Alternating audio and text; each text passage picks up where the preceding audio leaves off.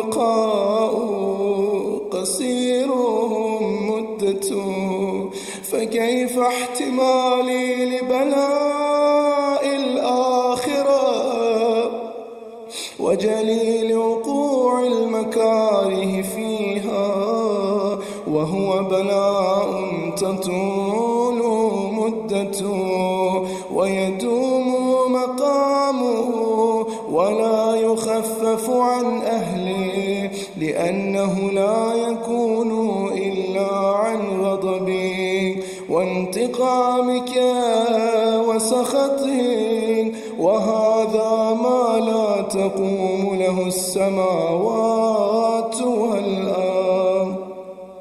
يا سيدي فكيف لي وأنا عبدك الضعيف الذليل الحقير المسكين المستكين. يا إلهي وربي وسيدي ومولاي، لأي الأمور إليك أشكو، ولما منها أضج وأبكي، لأليم العذاب وشدته أم لطول البلاء ومدته؟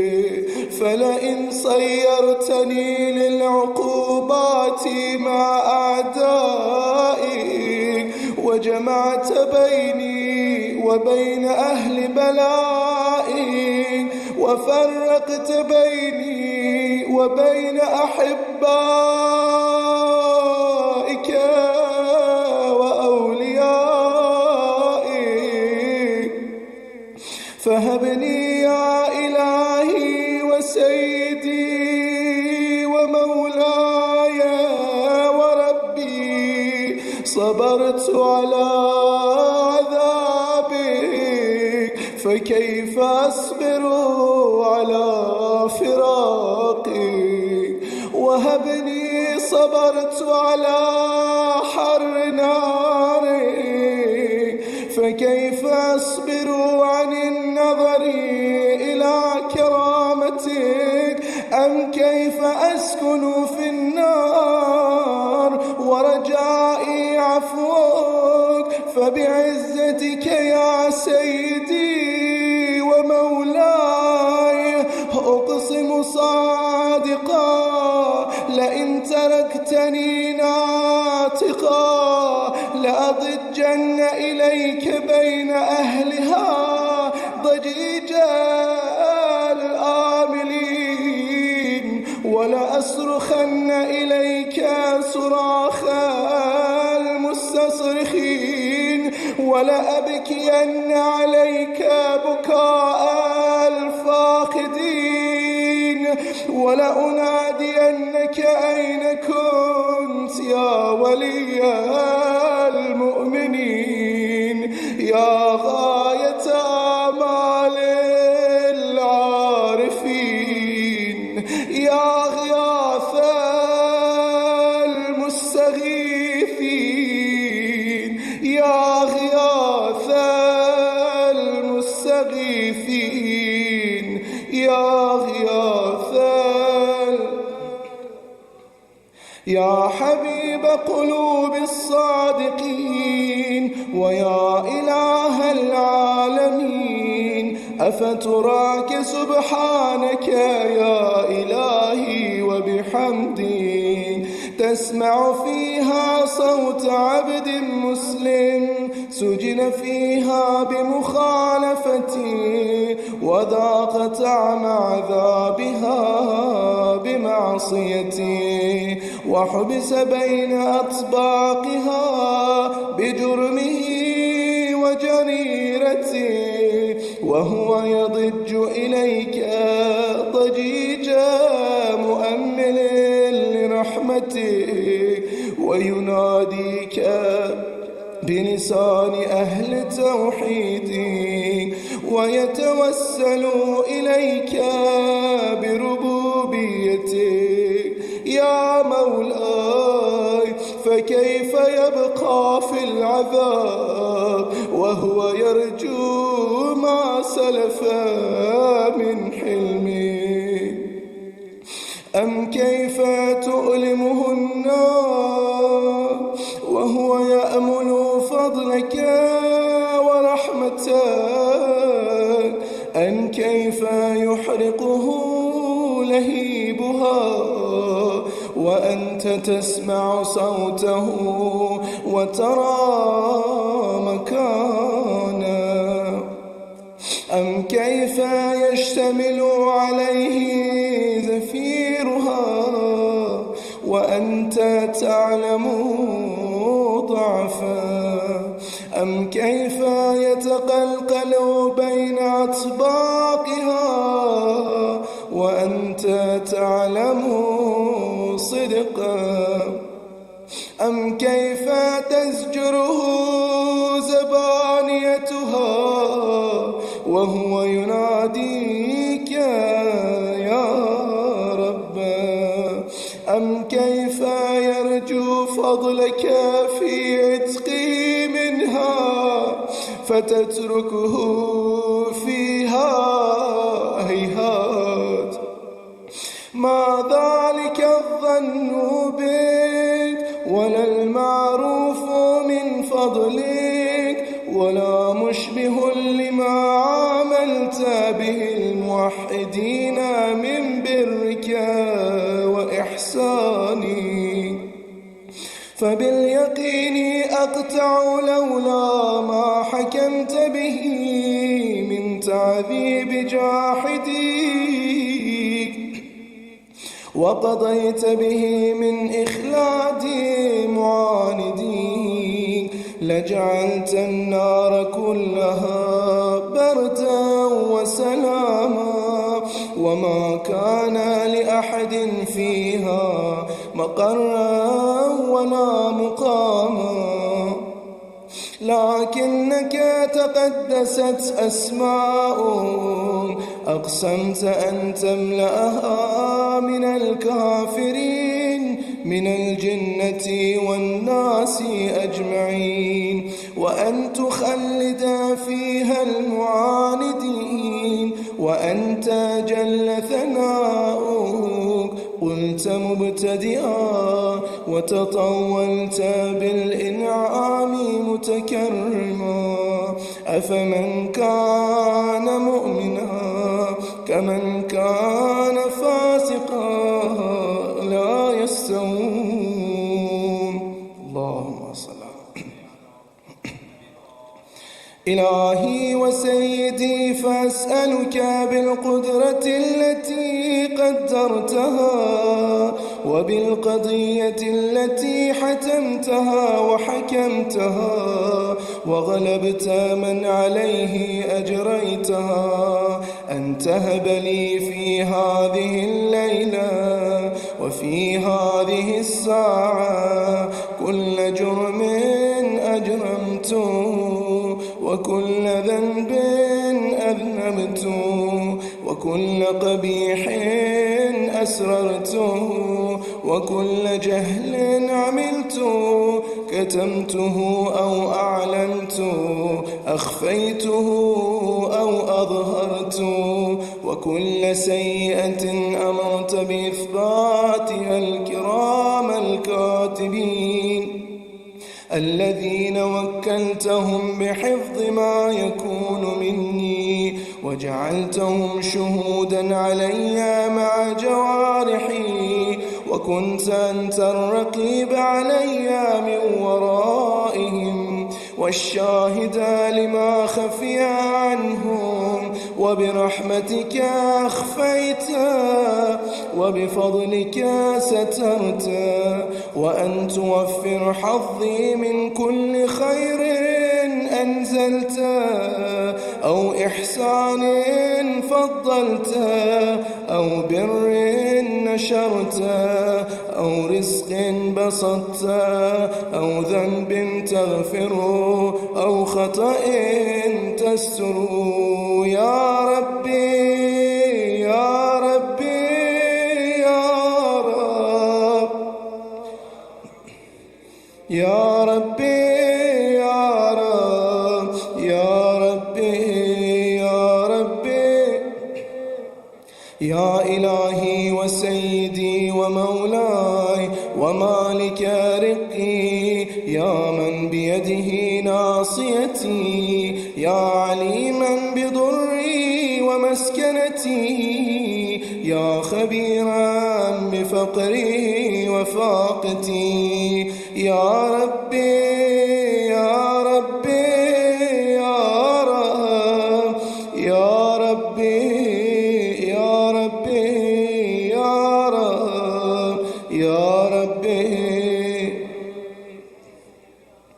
أسألك بحقك وقدسك وأعظم صفاتك وأسمائك أن تجعل أوقاتي من الليل والنهار بذكرك معمورة، وبخدمتك موصولة، وأعمالي عندك مقبولة، حتى تكون أعمالي وأورادي كلها وردا واحدا، وحالي في خدمتك سرمدا. يا سيدي، يا من عليه معولي، يا من إليه شكوت أحوالي، يا ربي يا ربي يا رب يا ربي يا رب يا ربي يا ربي.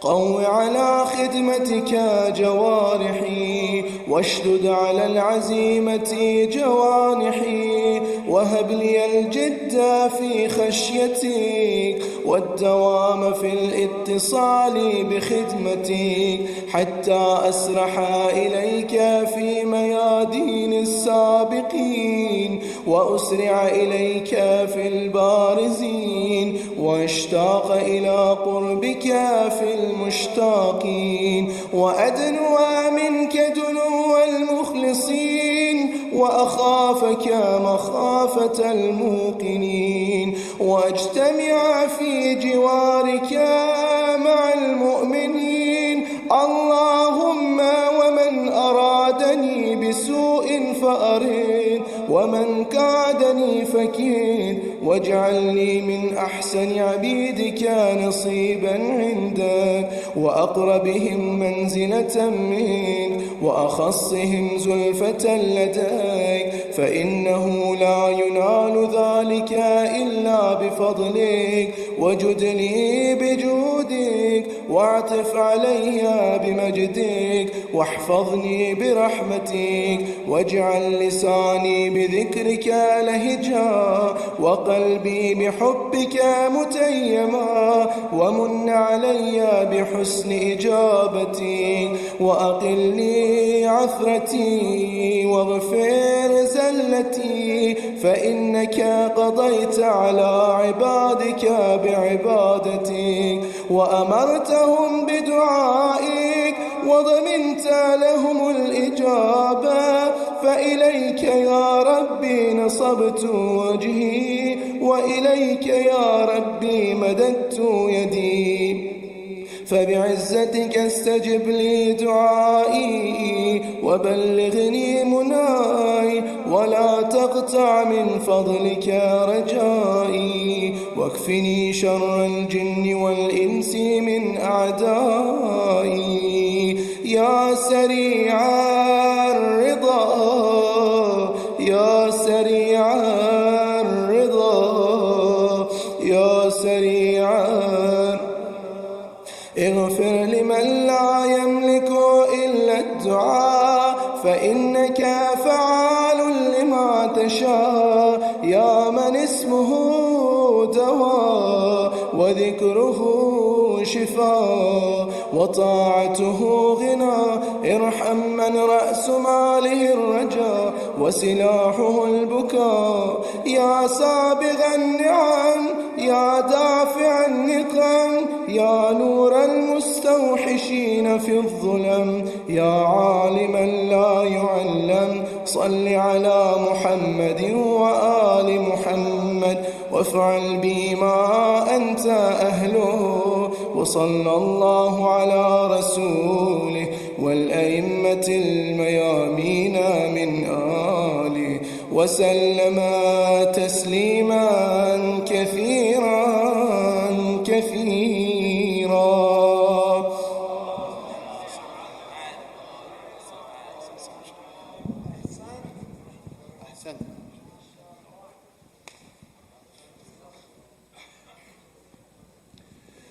أعوذ بالله من الشيطان الرجيم. بسم الله الرحمن الرحيم. إن الله وملائكته يصلون على النبي يا أيها الذين آمنوا صلوا عليه وسلموا تسليما. اللهم صل على سبحان الله والحمد لله ولا إله إلا الله والله أكبر ولله الحمد. الحمد لله رب العالمين. الله أكبر. الله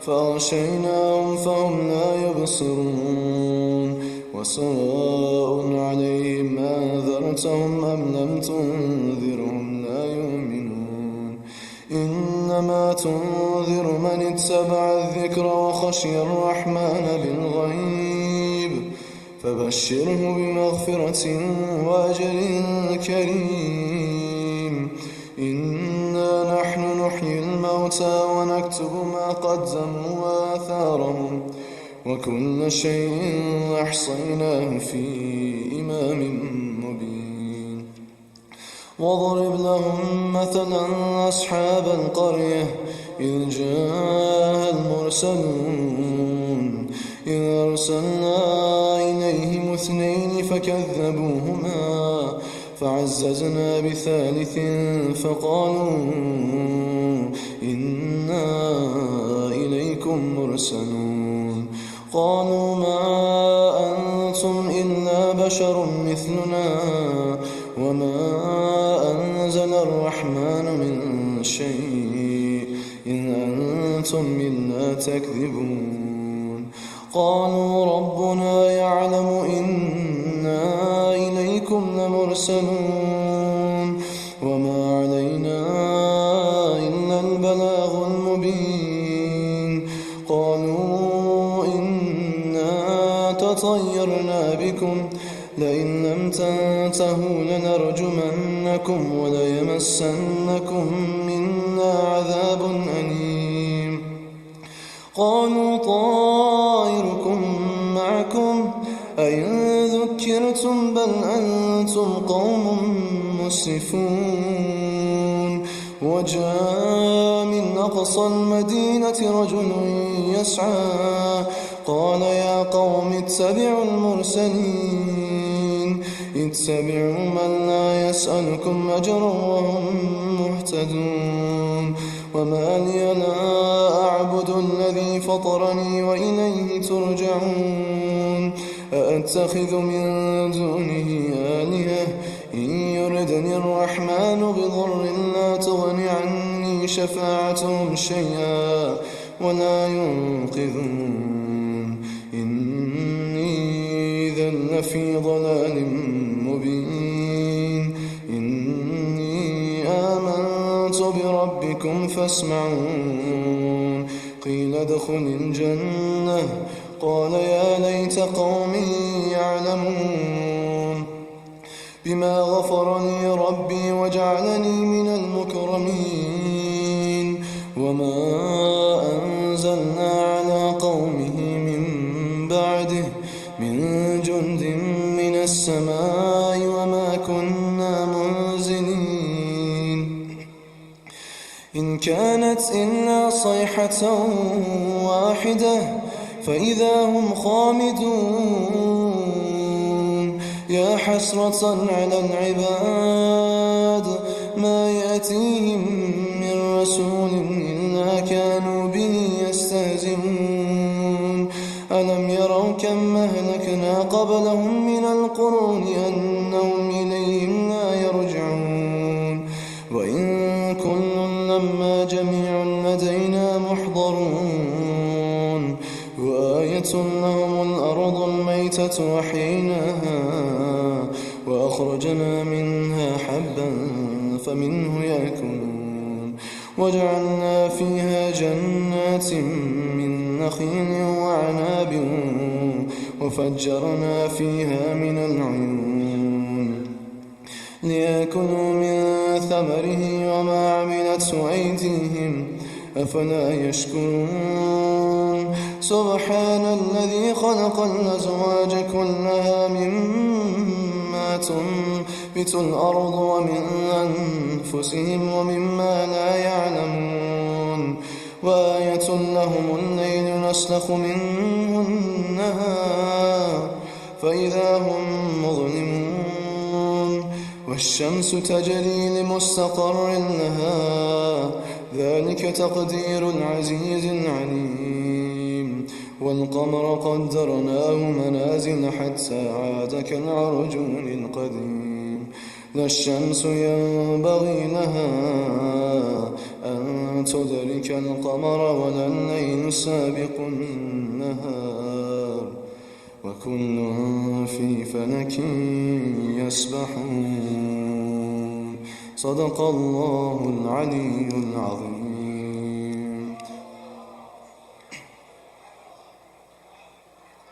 Please recite Surah Fatiha for Marhoom Ameer, Sultana, Meherunissa.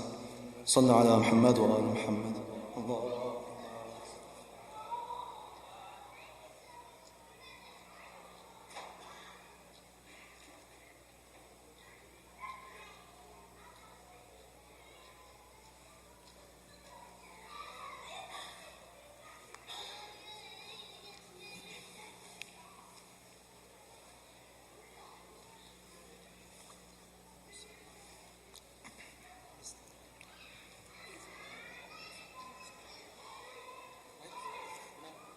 Assalamu alaikum everyone. We are going to have a short recitation in Urdu inshallah. Bar Muhammad wa ala Muhammad Sawab.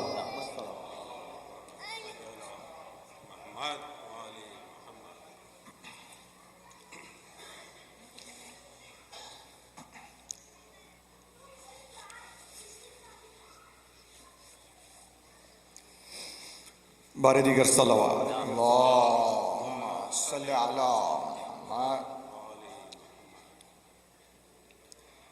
اور کچھ دنوں گھر میں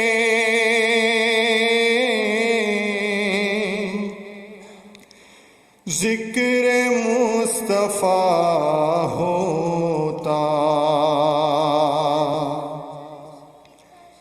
اور کچھ دنوں ماتم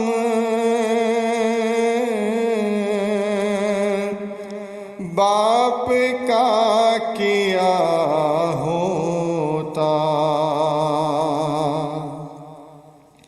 اور کچھ دنوں گھر میں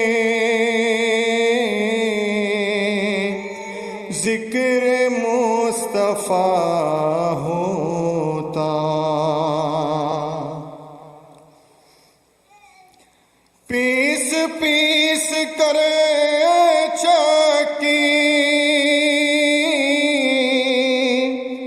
جن کو تم نے پالا تھا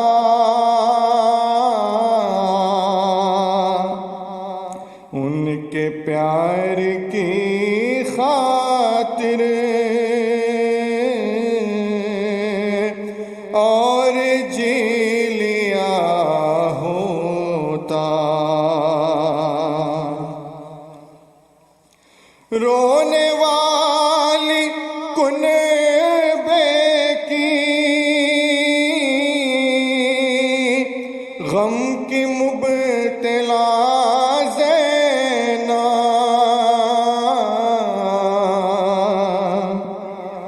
ہاتھ اس کا بھائی کے ہاتھ میں دیا ہوتا اور کچھ دنوں گھر میں ذکر مصطفیٰ ہوتا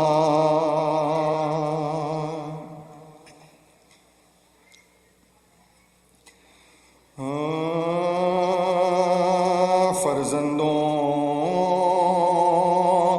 کو پھر فاطمہ زہرا نے بلایا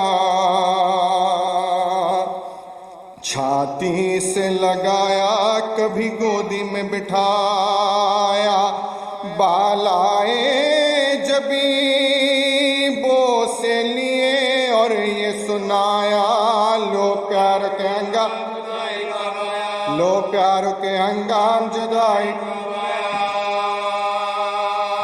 اب تم سے جدا ہوتی بطولے ذرا ہے یہ آخری ذرا یہ زہرا نے تمہیں پیار کیا ہے در سے کہا انہیں کو نہ پہنچے کوئی ایذا، یہ ہے میرے پیارے کبھی ان کو نہ گھرکنا، اور آپ سے عرضی اب کرتی ہے زہرا، پڑھیو میرے لاشے پر نماز ہے میرے مولا، فرقت میں نہ ان دونوں کی تڑ پائیو صاحب، بچوں کو میری قبر پر تم، نازک ہے مزاج نے کا یہ معلوم ہے مولا، ہر بات میں بے ساختہ رو دیتا ہے چھوٹا، ہے خوف الٹ جائے نہ سینے میں کلیجا، تم اس کو میرے لاش پر بھی رونے نہ دینا، سب گود میں لے مرتبہ، پورے آقا سمجھ کر گھر کے نہ کوئی، گھر کے نہ کوئی اب سے بن سمجھ کر، القصہ وہ دن ماتم زہرا میں جو گزیرا، شب آئی کھلے گے سو سے دن کو پریسا، حیدر نے کیا غسل کا سامان مہیا، معصومہ کے ایک ہاتھ میں جو زخم لگا تھا وہ دستے بطولہ خمیدہ نظر آیا، یہ دیکھ کے ہی منہ کو علی نہلا کے جو کفنان لگے میت زہرا، زینب نے کہا ہاتھوں سے سر پیٹ کے اپنا، اماں کا میرے ہاتھ تو سیدھا کرو بابا، وہ رو کے پکارے یہ خمیدہ ہی رہے گا، تابوت میں پھر میت زہرا کو لٹا کر، سب سے کہا لو بی بی، سب سے کہا لو بی بی رخصت کرو، کہتے تھے علی فاطمہ کے لاش سے یہ بات، بس فاطمہ بس ہو چکی بیٹوں سے ملاقات، فرزندوں کی گردن سے جدا کیجیے اب ہاتھ، رخصت بھی ہو اب زندوں کا اور لاشے کا کیا ساتھ، چلنے میں مسافر کے یہ دیری نہیں ہوتی، میت سے صدا، میت سے صدا صاحب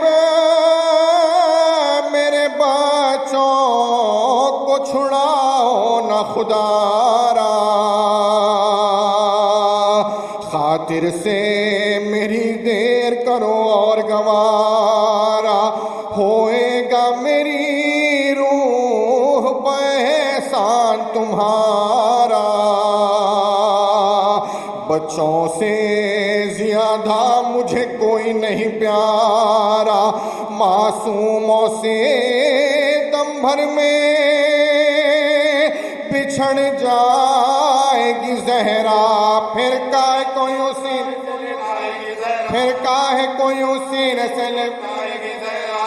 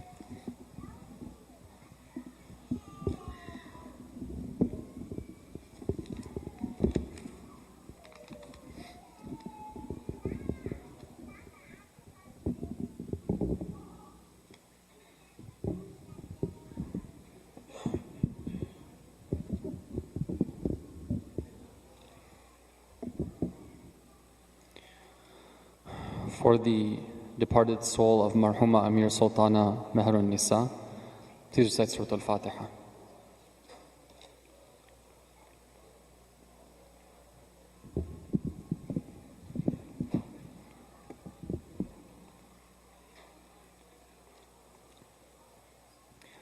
أعوذ بالله من الشيطان الرجيم بسم الله الرحمن الرحيم الحمد لله رب العالمين لا حول ولا قوة إلا بالله العلي العظيم والصلاة والسلام على أشرف الأنبياء والمرسلين وخاتم النبيين والسيد المرسلين أبي القاسم محمد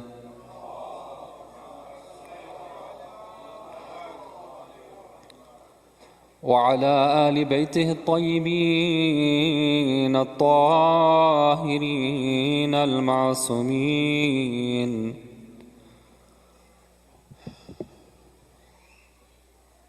Respected brothers and sisters, it's Thursday night, the night of Allah's special blessings and the night of dua, the night of prayer.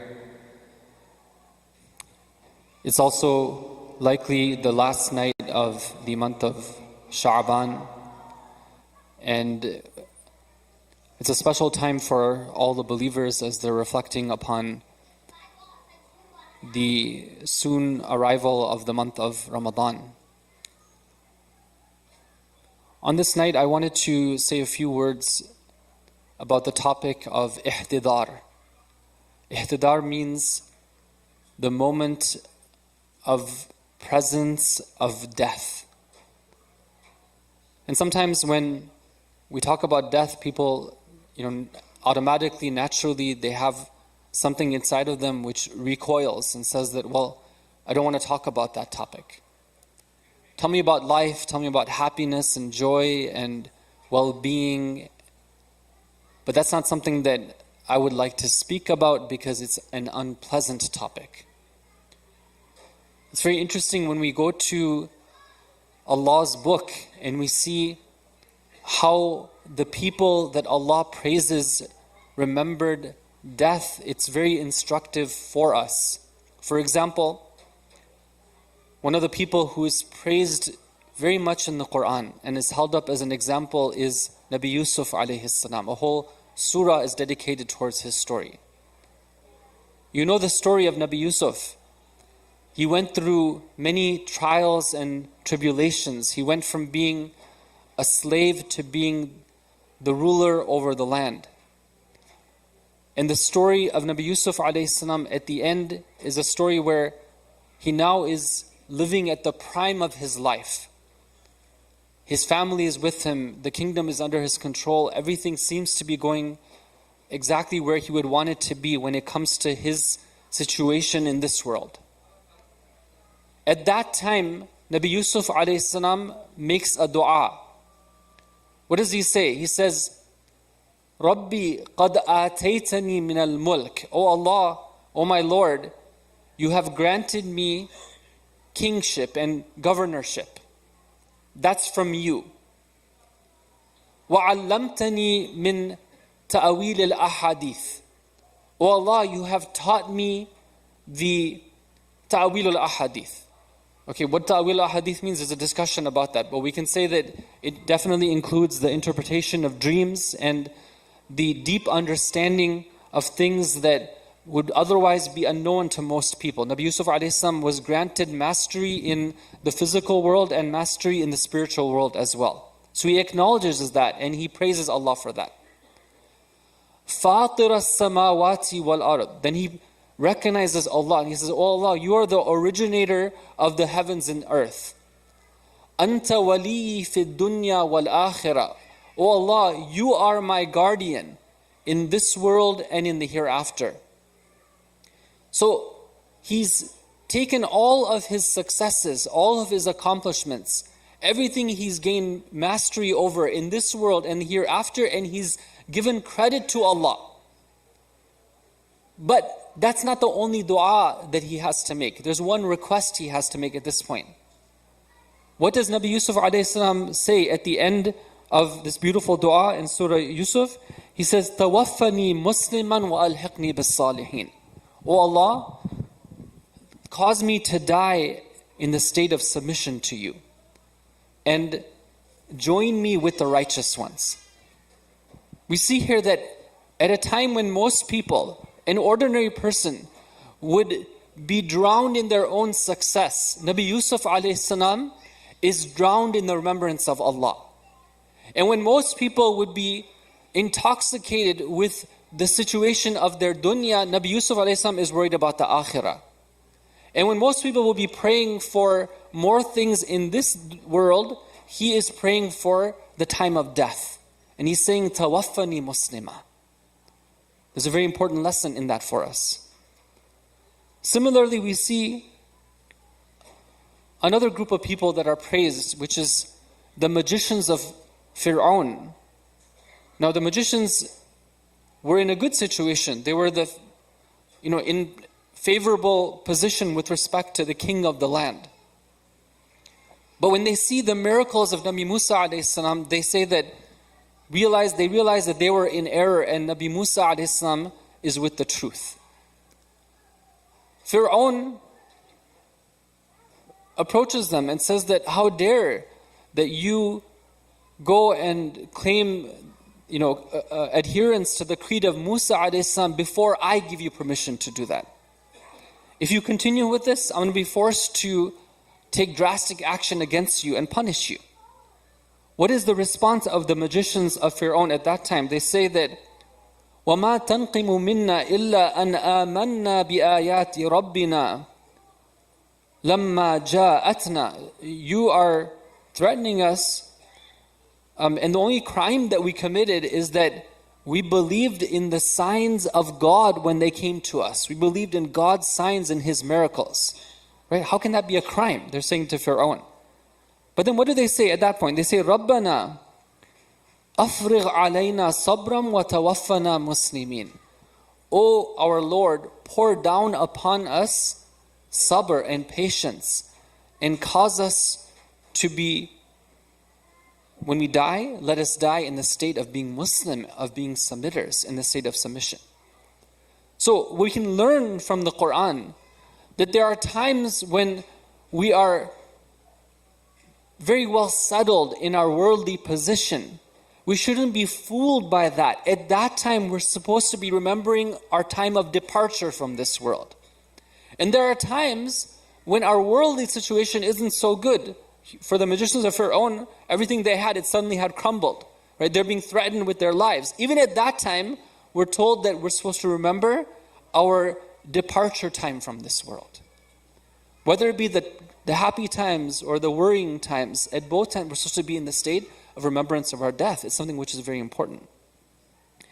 Now, when Allah Ta'ala talks about the moment of ihtidar, when the death arrives, when the hudur of maut arrives, Allah speaks about it in a very powerful verse in Surah Qaf. He says, وَجَاءَتْ سَكْرَةُ الْمَوْتِ بِالْحَقِّ ذَلِكَ مَا كُنْتَ مِنْهُ تَحِيدٌ.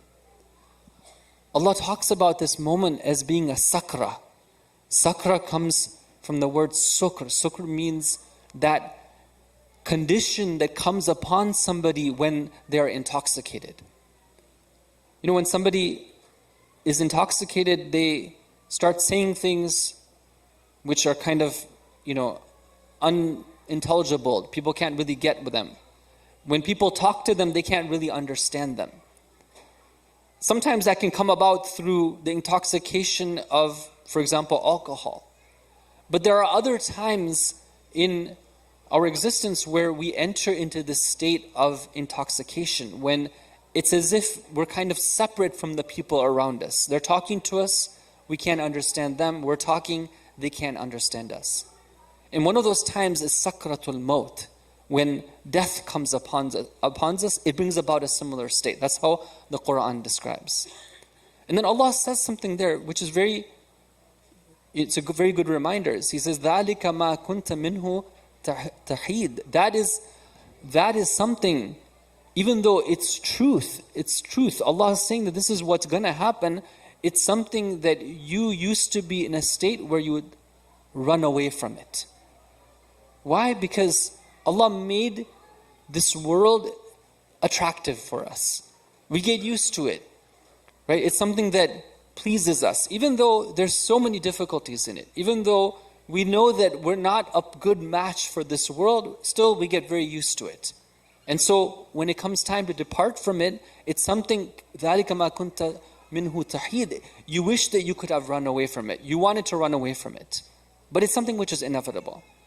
So given all that, it's useful. It's one of those things which is very important for us to be aware of.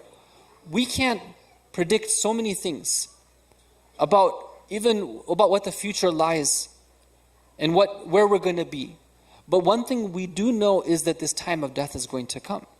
And for the believers, they prepare for it. They study it. So when it comes, it's not a big surprise to them. One of the questions that comes up is that, well, what is it going to be like for us at that state? And I just want to mention a few points about that tonight, inshallah, and then I'll end up. So one thing we know from the Quran is that as soon as that moment of death arrives, the free will that we had been enjoying until that moment, it now becomes reduced. We have less ability to do what we used to be able to do very freely. For example, we are told that when death arrives, we are no longer in the position to do tawbah. Right? That door has been closed to us. Allah tells us in the Quran, Fir'aun, right? He was a clever person, right? He was somebody who was an opportunist.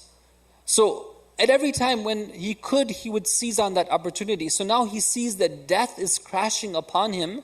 The waves are about to drown him. He calls out and he says that, I believe in the Lord of Musa. And Jibreel alayhi salam, responds to him, says, Al-an, like now? Right? After all this, after all these signs, after all these opportunities, now, that repentance is not something which is going to be accepted. So what happens then? What happens at that point? I want to talk about 3 things that we will witness at the time of death. Number 1, please recite salawat.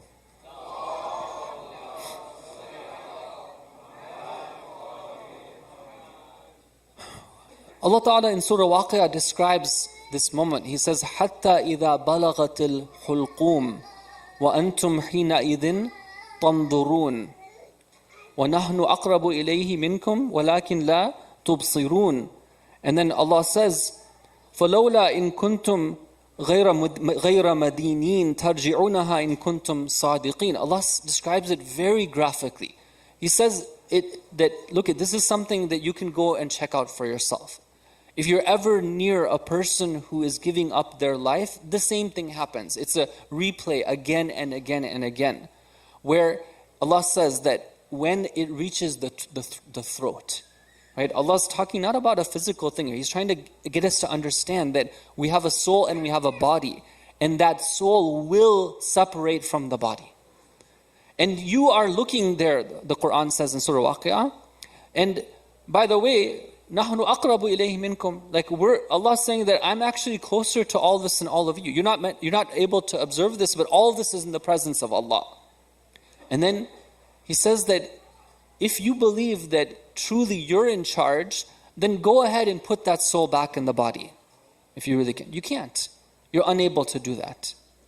Now in hadith, the Ahlul Bayt alayhim salam, they explain some things about these verses. They say that when somebody gets to that point, when the soul reaches al-hulqum, then for the believers, they will be given a sight and they will see their position in the hereafter. They will know their position in barzakh. And from this and from other ahadith, we understand that one of the things that we'll see in a general level, even before we've completely left this world, is what is our destination going to look like. Allah's not going to leave us in the dark. Right now, He's made it very clear to us, very crystal clear. He's laid out the path for us, given us all the signposts. There's no ambiguity about what the path is and where it's going to. And the moment the death arrives, it'll be very clear to us, okay, this is what I am destined to. So that's point number one. What is the second thing that we're going to witness at that time? Once again, we have to go to the ahadith. And what they say is that every single human being who departs from this earth, when they leave this world, they will witness the presence of two people. One of them is Rasulullah sallallahu alaihi wa.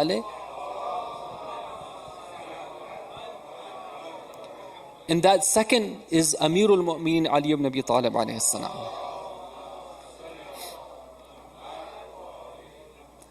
Now on this point, it's interesting. We have ahadith which describe the presence of the Prophet and Imam Ali alayhi salam.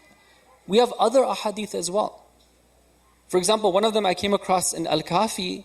It says that when a believer departs from this world, they will witness three people: Rasulullah, Imam Ali alayhi salam, and Sayyidah Fatima az-Zahra alayhi salam. And other ahadith say that when believers depart this world, they will be visited by 14 people, meaning Rasulullah and Sayyidah Fatima and then the 12 Aimma alayhim as-salam. So all of this is part of the bounties and the blessings of believers. There's a story that I wanted to share with you this evening. It's a story that one of the scholars narrates from Allama Tabatabai rahmatullahi alayhi. He says that there was a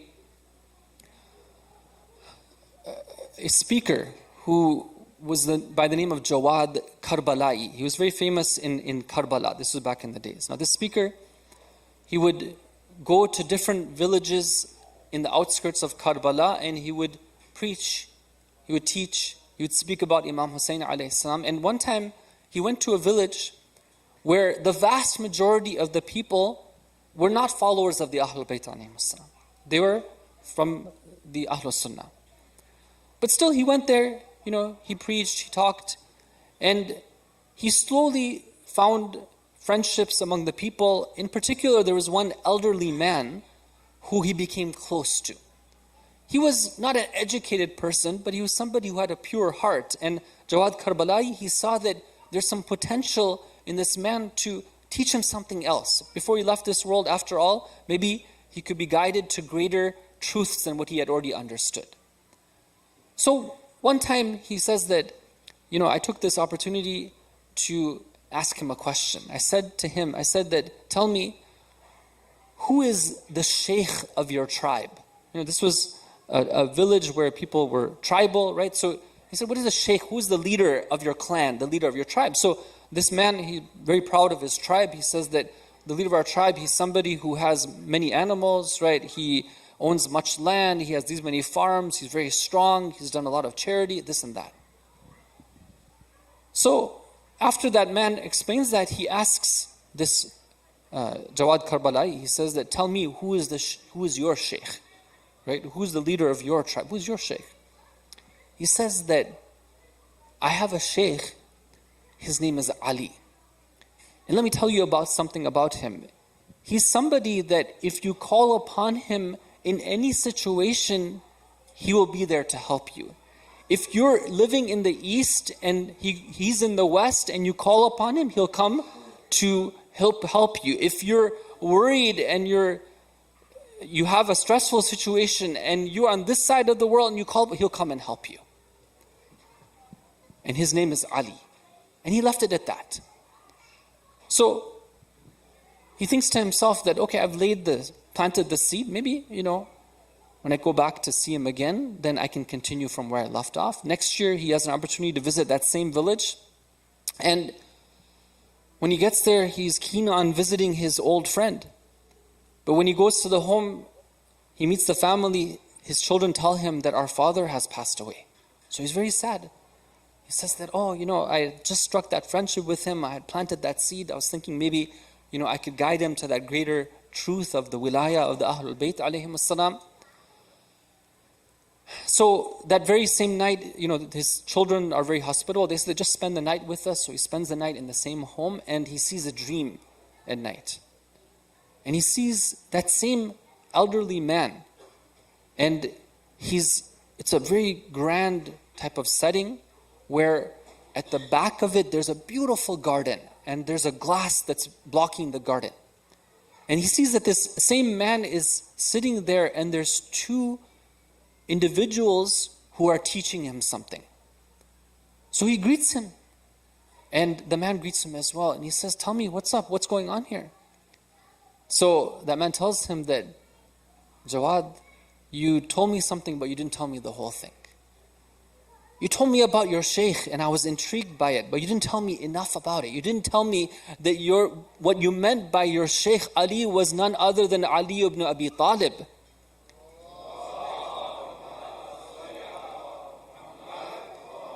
And then he told him the story. He says, when I was I entered the state of ihtidar. Death was coming upon me. The angels came and started to ask the questions. They started to ask me, Man Rabbuk, who is your Lord? Who is Man Nabiyuk? Who is your prophet? Man Imamuk? Who is your leader? I didn't have anything to say at that moment. But I remembered what you had told me. And at that moment, in my time of need, I called upon Ali, and Ali came to help me. He told those angels to go away.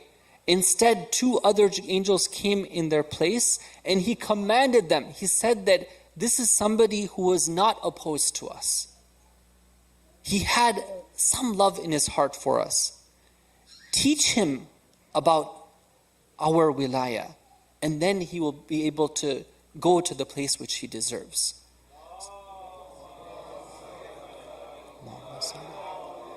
So at this point, he says that I'm waiting until they finish their instruction of wilaya, and then I will be able to deserve my position, which is that garden that you see behind the glass over there.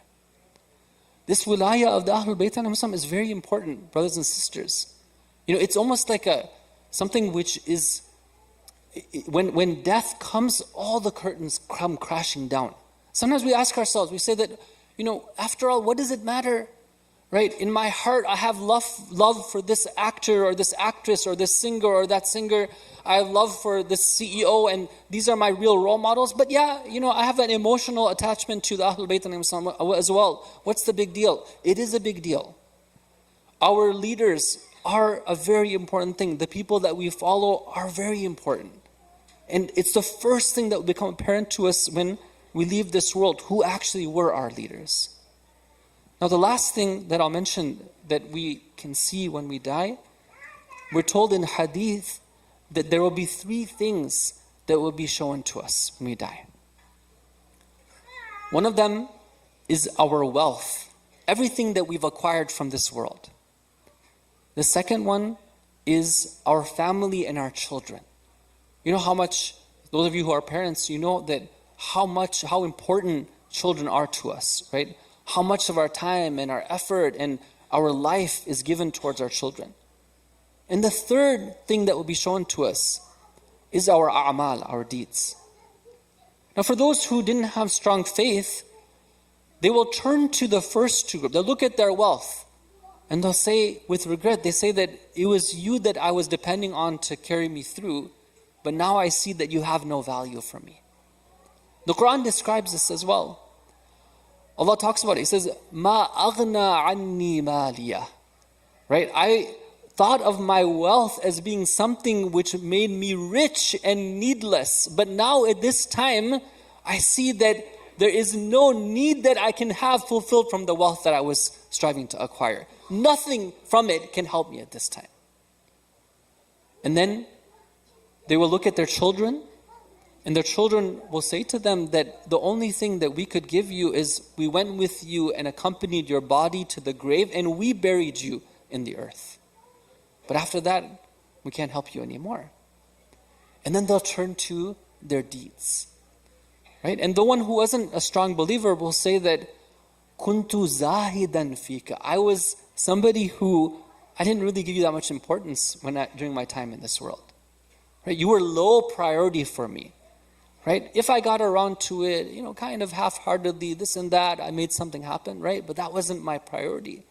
And now I realize that you are going to be my companion going forward. Now, on the other hand, the believer will see their deeds. There's so many rawayat which describe that their deeds will take on a very beautiful form. And that being will be with them and it will accompany them to the grave and go with them on the Day of Judgment. So these are three things that we will see, all of us, right? These are inevitable. These are three events which will definitely take place. And the question now is that what can we do to prepare? And the last point I think has that practical lesson for us, that when we know that it is our amal, our deeds that will really carry us, right? Then we have to make sure we give them the right priority. Of course, when it comes to acquiring wealth, when it comes to taking care of family, within that there's so many opportunities for good deeds. But when that becomes the objective, that becomes the goal in and of itself, that's where it won't serve any purpose for us. We ask Allah Ta'ala to help us to prepare for this inevitable journey, and we hope that this month of Ramadan will be a way for us to, inshallah, be preparing for that journey which all of us are going towards. And we hope that this remembrance of death will be a source of learning for all of us. This Marhooma who passed away, we ask Allah Ta'ala to grant her His maghfirah and His mercy. I want to just end with a few words of Masaib. As we're preparing for the month of Ramadan, one of the things that I always like to tell my students is that, one of the most unique and beautiful memories I have of the month of Ramadan is when I had a chance to live in a country and in a city where there was the followers of Ahlul Bayt alayhim as-salam. Usually at lunchtime people are busy eating. But in the month of Ramadan, because there's no food, right, I found that people would instead gather in the masajid. And almost without fail, every masjid, every day in month of Ramadan, they would end the lecture by remembering Imam Hussein alayhi salam. Just today I was talking to the children in the school and I was asking them, I said that, so, what's your plans? What are you doing? What do you do, in month of Ramadan? So one of them said that, whenever I feel hungry or thirsty, I remember Imam Hussein alayhi salam.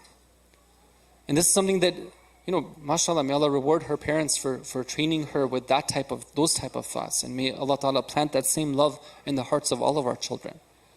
But this is something that we need to get used to, from now. The idea of remembering Imam Hussein alayhi salam in times of our difficulty and realizing that whatever we're suffering is something which, is just a drop in the ocean.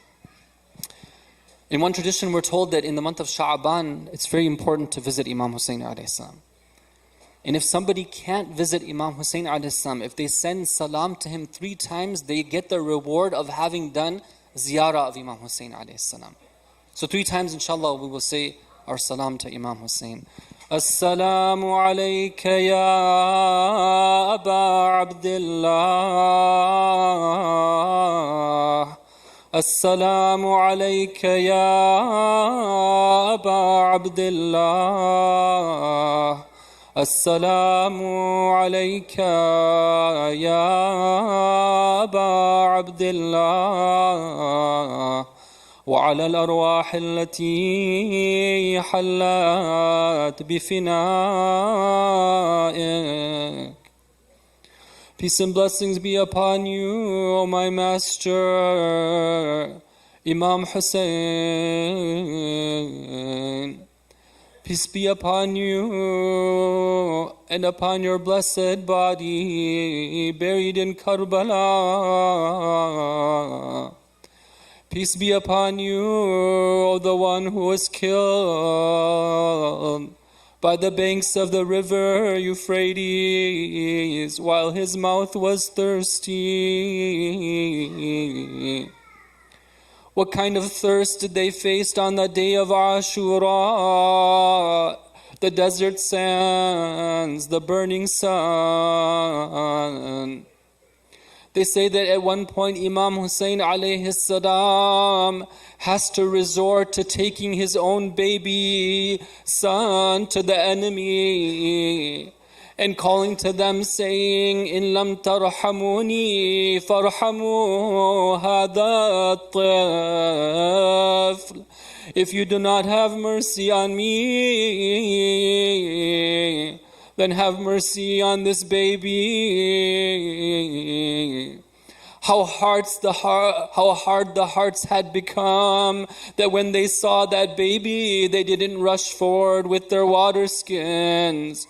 Instead, Harmala puts the arrow on the bow. Imam Hussein alayhi salam is asking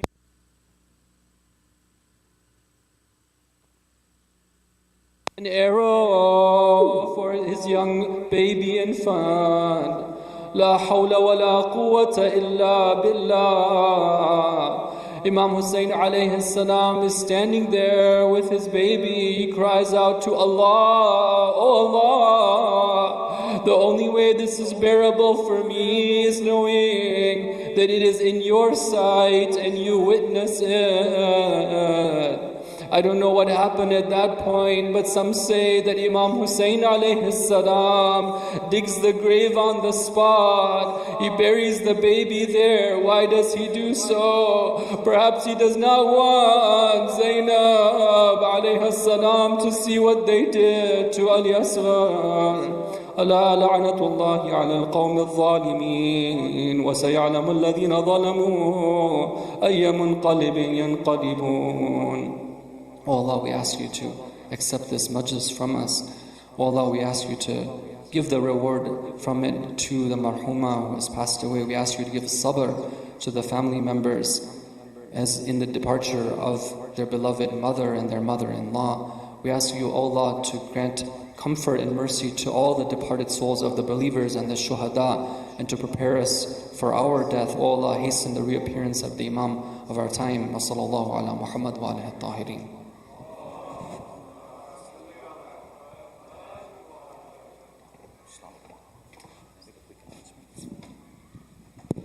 Assalamu alaikum everyone. Just a quick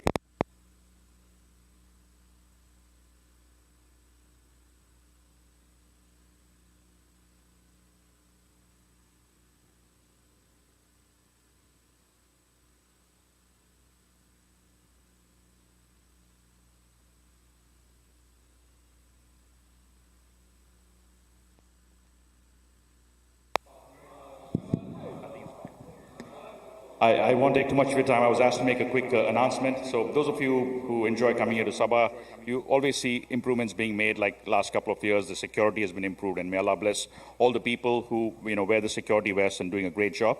So similarly for this year, we a big problem that we have in the community is, especially during Ramzan, we generate a lot of food wastage. And our, the plates and the spoons, none of that is being able to be recycled, because what happens is people eat the food and they just throw it in one trash bin and they head out to the program or for chai, and then it creates an enormous amount of trash, right? Just way too much for us to handle.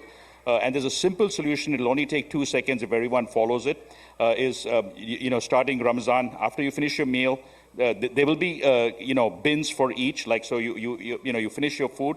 If there's any food left, that hasn't been eaten, you can just scrape it off your plate and then stack the plates. So there's three bins: one to stack your plates, one to stack the plastic spoons or the forks that you use, and then there is So you remove the food scraps, stack the plates, stack the spoons, and the paper cups, right? So that's simple. There's 4 bins for it, and if everyone does that, we will reduce our trash by about 80%, right? Instead of 20 bags, it comes down to 2-3 bags.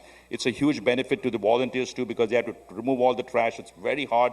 It's a lot of wastage too. So we'll be able to reduce the food wastage. We'll also be able to recycle, because a lot of those plates are biodegradable. If you throw the trash with plastic and the biodegradable plates, it just defeats the whole purpose. So we have a responsibility to protect our earth and not destroy the earth. It's part of Islam, and also to reduce the wastage of the food. So can I request everyone to kindly cooperate this Ramzan and just follow that? Can I have a show of hands or a salawat that you'll do it? Thank you.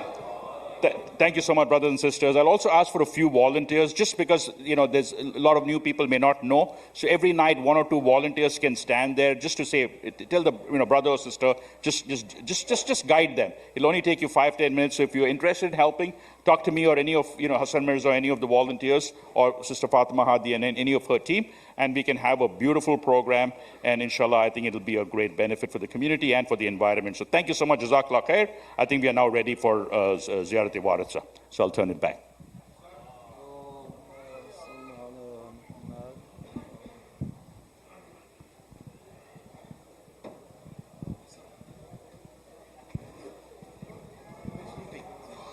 I thought they have Rise Academy program.